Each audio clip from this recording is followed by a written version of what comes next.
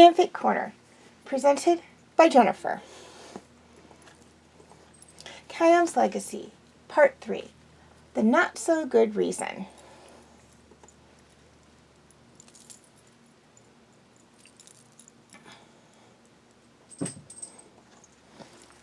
We reached Pride Rock and went directly into the den.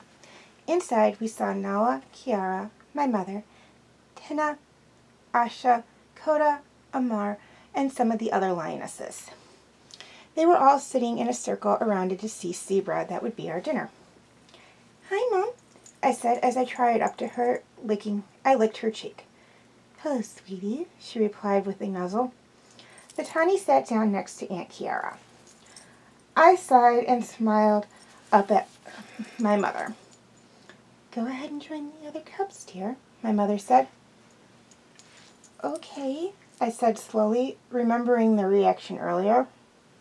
I slowly dragged my paws across the cave floor, over to my cousins and friends.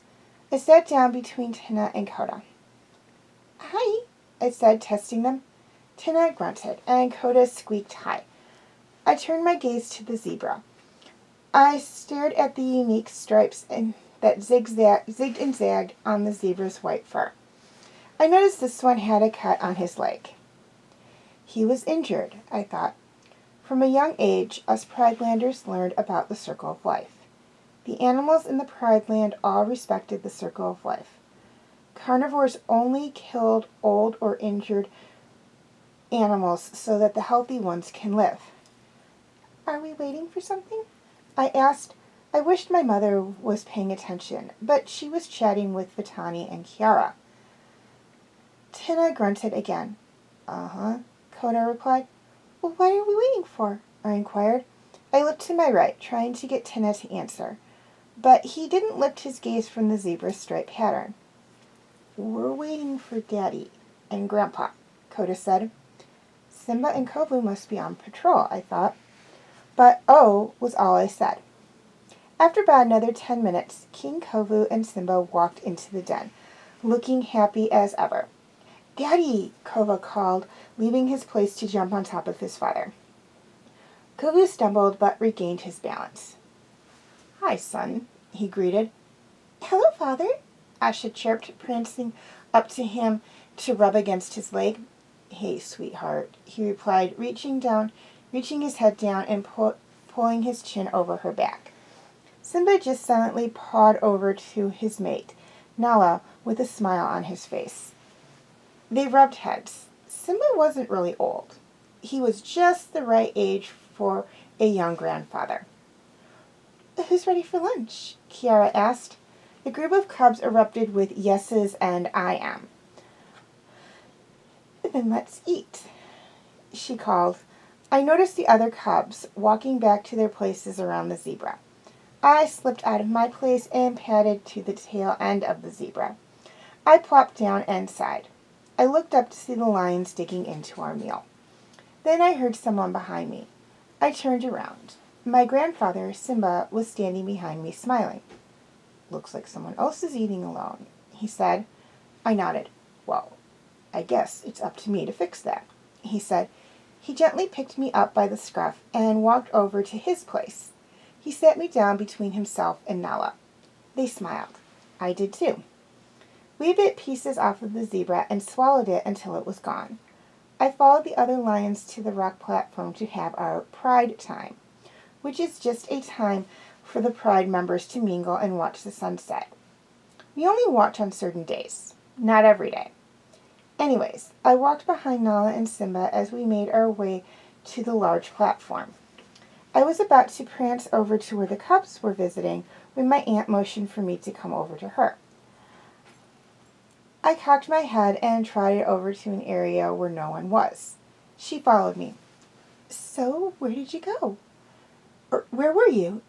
Kiara asked, uncontrollable excitement seeping from her voice.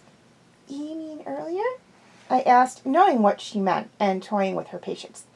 "Yeah," she exclaimed. "Oh, I went over to..." I stopped and looked up and pretended to see something interesting in the horizon. "Kito, you're just playing with me. Get on with it," she said, her excited voice, now angry. Whoa, whoa, chill out. I was just looking, I replied. She scowled at me. Sheesh, I said. I went to the lair, and then I visited fully. A smile quickly replaced the scowl. Really? She said. I nodded with a smile. Did it work? She asked. I sighed. I think it helped a little, but I need to talk to the others first. I see, she nodded. Let's join the others, shall we? We shall, I answered. We walked over to the others and watched the lights fade from the sky. Then we walked back into the den. Now that I was older, I was allowed to stay up later and talk. But none of the cubs would even look at me, so instead I walked out to the rock that jutted out in front of the den. It was where all the important things happened, like exiles and presentations. I sat down and stared at the stars. I have always been told that the great kings of the past watched us from the stars, but that seemed a little far-fetched for me. It always has. I sighed and cast my eyes on the sleeping pride lands in front of me. This was a great home. It was fun, exciting, and full of caring animals. Why would my father want to leave? It didn't make sense. I heard quiet paws steps behind me. I turned around. Tana was slowly pawing his way out of the den full of resting lions. I turned my head away from him. Kito, he whispered. What do you want? I asked angrily. Oh, now, Kito, that's not fair, he whispered. I sighed. After all, I'm not the one who's at fault here, he said. I whipped my head around and stared into him in the eyes. What do you mean you're not at fault? I whispered furiously. He exhaled sharply. Kito, you're the one who ditched me. Twice. I couldn't believe it, he said. I was astonished. Me? This was getting ridiculous. What? I snapped. Well, you just left us at the watering hole, and then you left us again when we came back. And on top of it all, you didn't even bother to come talk with us at Pride time. Or just now, he said angrily. He said, anger seeping into his previously calm voice. I just gaped at him. I came out here thinking I could convince you to stop being such a jerk, but I guess you're just too stubborn, he hissed. He turned around and attempted to re-enter the den, but I wasn't about to let that happen. I lunged at his tail and tried to bite it. I clenched his tail tightly in my jaws and pulled. Hey, he howled. He attempted to hit my jaw, but I ducked out of the way. I snarled and lunged at him. I pinned him to the rock ground. Now you listen to me, I barked. I am no jerk, and you are at fault. I've been trying to figure out all day what on earth you prissy cubs were... What on earth you prissy cubs were giving me the cold shoulder for. Not figured it out. It's because you think I ditched you. I snorted. You did ditch us, he accused. He maneuvered out of my grasp. I thrust my body at him, knocking him to the ground. Then I repinned him. I extended my front claw and quickly dragged it across his face, giving him a nasty scratch. Stop this nonsense, Simba called as he sprinted towards us. He stood scowling at us. I reluctantly backed off Tina. He slowly got up and cast an angry look at me. I growled back. What is this all about? Kovu asked sternly as he walked over to us.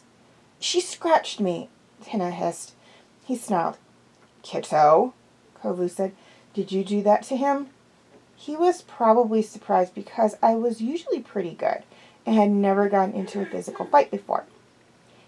Yes, I hissed almost pridefully. Vitani came trotting out of the den, right over to Tina. She gasped. Then my consciousness caught up with my body, and the realization of what I had just done dawned on me. Gasping too and starting to walk up to my former best friend. But when I came up to him, Vitani stepped in front of me and snarled. I quickly backed up, shaking my head and muttering, I'm sorry, I'm so sorry. Kito, Kovu yelled as he walked over to me. I winced. Kovu, Kiara barked. Kovu turned around. Let me deal with Kito. He backed away from me, glaring. Relief flooded over me. At least I got someone relatable to discipline me. Discipline, I sighed. That was a cub's least favorite word. She motioned for me to follow her. We walked to the top of Pride Rock. I'm going to spare you and skip the boring conversation that took place that night. I'll just say I lost Tina as a friend, and I was grounded for a lifetime. Several nights later, I went inside the cave to sleep. I approached the cubs, but Mira and Aisha looked terrified, so I went to sleep alone. I sighed as I lied down in the dark corner. Around the den, there were whispers and quiet chatting. I closed my eyes and started to fall asleep. Kito? I heard someone whisper. I lifted my head. Kito was slowly making his way towards me. I cocked my head. Yes? I said. He scuffled over to me and sat down in front of me. You look like you need a friend. He smiled meekly. I sighed. Uh-huh. Kito slowly got into a laying position and rested his head on his paws. I smiled, then did the same. That night was the first night since the incident that I actually slept well. I was upset the past few days because I wasn't going to get to see the lion guard anytime soon.